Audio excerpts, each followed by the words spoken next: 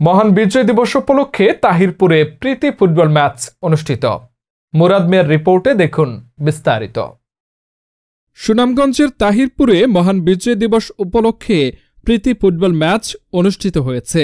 16 December সোমবার বিকেলে মহান বিজয় দিবস উপলক্ষে উপজেলার শ্রীপুর উত্তর ইউনিয়নের নয়াবন্দ গ্রামের মাঠে এ খেলার আয়োজন করা হয়।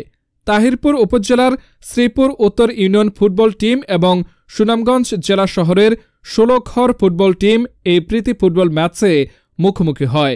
হাড্ডাহাড্ডি লড়াইয়ের পর অবশেষে 1-0 গোলের ব্যবধানে সুনামগঞ্জ জেলা শহরের 16 ঘর ফুটবল টিম বিজয়ী হয়।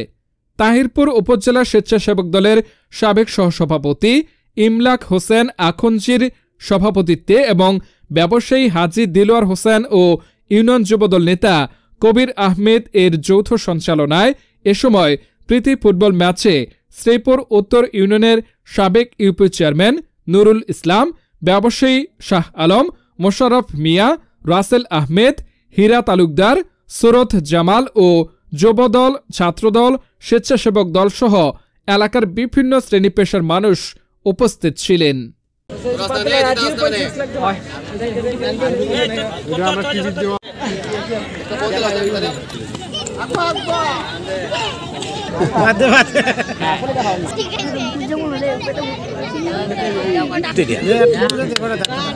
মেহমানের পক্ষে